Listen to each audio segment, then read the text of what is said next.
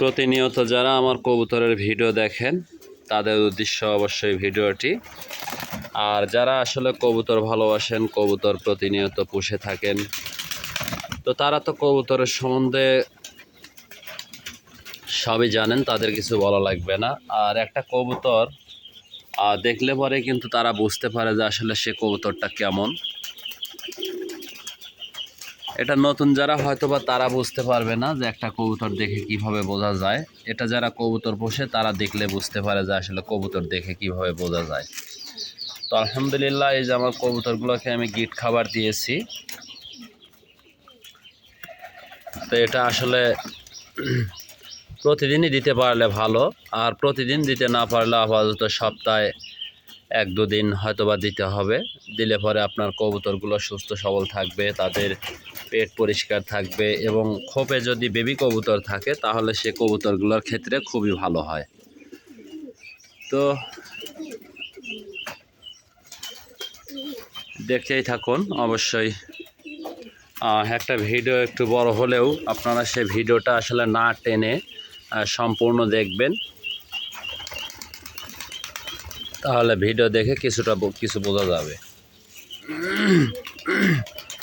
তো এই যে আমি এই যে একটা বেবি আপনাদের একটু ধরে দেখাই।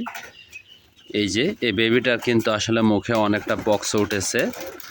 এটা এক কথায় বলতে পক্স, আর দ্বিতীয় কথা বলতে গেলে এটা কিন্তু আসলে পক্স না, এগুলো মশা কামড়ে এরকম অবস্থা করে।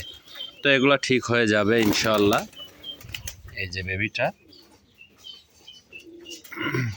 আয় আয় আয় আয় আয় আয় আয় আয় আয়, এই যে দেখুন ওই যে কবুতর, ওই যে ওখানেও আছে কবুতর। আসলে সব কবুতর একসঙ্গে নেমে সাহস পায় না একটু কাছে থাকলে, কারণ সব কবুতরই আসলে মালিকের প্রতি অতটা ভালোবাসায় বুঝতে পারে না।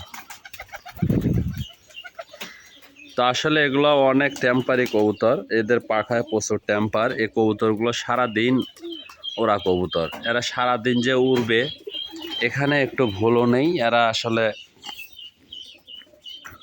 এই যে দেখুন,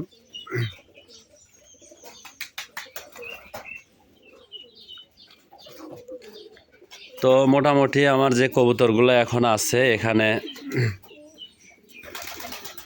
গলালাল কবুতর আছে আর টেডি কবুতর আছে। আমার যে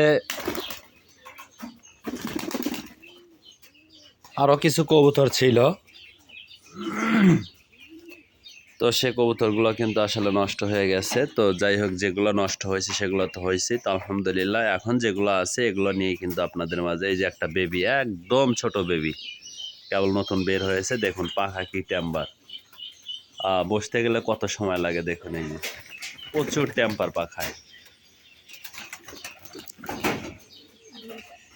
তো আজকের এই ভিডিওটা এ পর্যন্তই। সবাই ভালো থাকুন, সুস্থ থাকুন। আসসালামু আলাইকুম।